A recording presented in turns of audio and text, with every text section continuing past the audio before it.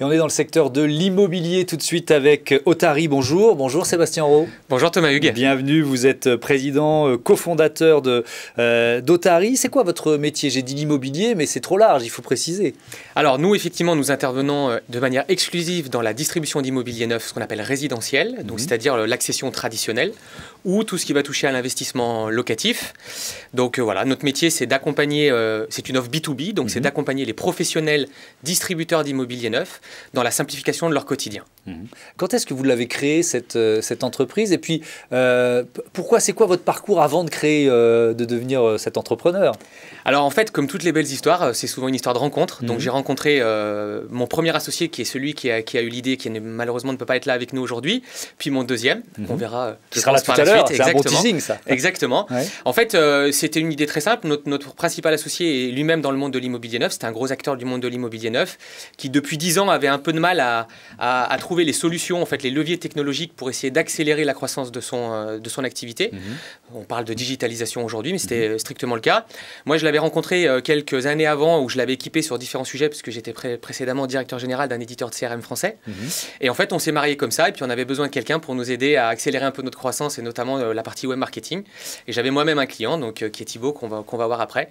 Et du coup, on a créé ce triptyque tous les trois avec nos compétences sur cette histoire. Et alors, qu'est-ce que vous proposez? C'est quoi? C'est une plateforme, en fait? Alors, Otari? juste pour finir, on a créé, donc on a eu l'idée en juin 2018, on a créé la structure tout fin 2018. Donc voilà, on a passé 1 an à développer, et on a commencé à commercialiser, à distribuer en janvier 2020. Donc ça fait un peu plus d'1 an. Et donc c'est quoi? C'est une plateforme, c'est ça, Otari? Alors en fait, c'est une offre qui repose en 3 points. Le premier, effectivement, c'est un socle technologique très fort. C'est une plateforme qui est assez inédite, qui n'existe pas aujourd'hui, qui permet d'agréger en temps réel ou quasi temps réel, en fait, les stocks des promoteurs avec qui nous avons des partenariats, d'englober tous les outils dont ils ont besoin, en fait, pour gagner en efficacité, des simulateurs financiers pour ceux qui font de l'investissement classique, des simulateurs d'investissement pour ceux qui font du Pinel, du Malraux, du monument historique, du déficit foncier ou ce genre de choses. Donc voilà, une CRM, des comparateurs de lots, du tracking documentaire, etc. Derrière, on a adjoint là-dessus une offre de service, parce que ça reste un métier de service. Et donc, on avait vraiment besoin d'apporter des services, de la délégation de cartes professionnelles pour ceux qui ont de l'expérience mais qui ne peuvent pas avoir l'habilitation, où on les aide en fait à vendre et on les accompagne là-dessus. De la vente de contacts, ça peut aller sur de la formation professionnelle. Donc voilà, et puis enfin un modèle de rémunération assez inédit, parce que l'immobilier c'est très centré en fait sur la rémunération, sur les honoraires. Et nous, ce qu'on a voulu en fait, c'est dire à partir du moment où on leur laissait la possibilité de faire eux-mêmes le job, ils le faisaient. Donc en fait, il n'y avait pas de raison qu'ils ne perçoivent pas 100% de la rémunération. Donc contrairement en fait à ce qui se fait par ailleurs, on a disrupté un peu le modèle économique, où nous on s'est plutôt positionné comme un éditeur avec un abonnement. Par contre, on leur restitue 100% de la rémunération. Donc du coup, ça crée énormément de valeur, puisqu'on leur permet de vendre plus vite, et d'accroître leur rémunération par vente. Et ça a marché. Tiens, on va discuter avec votre invité de ce taux de croissance. Il est impressionnant. Bonjour Thibaut Touchant, bienvenue. Vous êtes l'un des cofondateurs d'Otari. Je résiste pas. Vous êtes de Saint-Étienne? Oui, c'est ça. Et vous êtes de Lyon. Et vous réussissez à vous parler tous les jours? C'est pas toujours très simple, mais bon, on y arrive. Ça a l'air de marcher. C'est quoi cette croissance dingue dont me parlait Sébastien avant qu'on démarre l'interview? Vous étiez à 80 000 € de chiffre d'affaires en 2019, année de création, et vous en êtes où? En fait, on fait 800 000 € de chiffre d'affaires. Voilà, sur l'année dernière, on est effectivement très content de l'attraction qu'on a pu générer.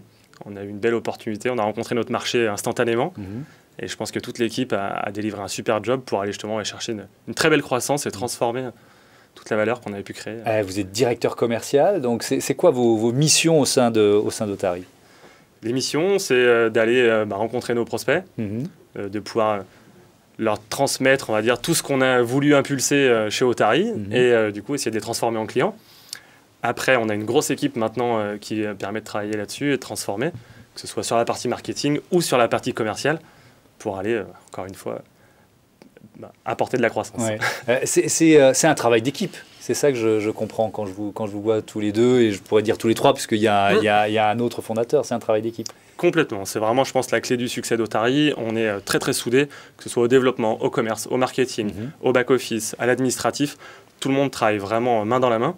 Et c'est ce qui fait, en fait, notre croissance aujourd'hui. C'est aussi le succès Et les témoignages de nos clients en sont une belle preuve. Est-ce qu'il y a une nouvelle offre, un nouveau produit qui arrive sur le marché avec Otari là, dans les semaines à venir? Eh ben, en fait, oui, on a un nouveau produit depuis 15 jours maintenant, un produit sur lequel on travaille depuis plusieurs mois.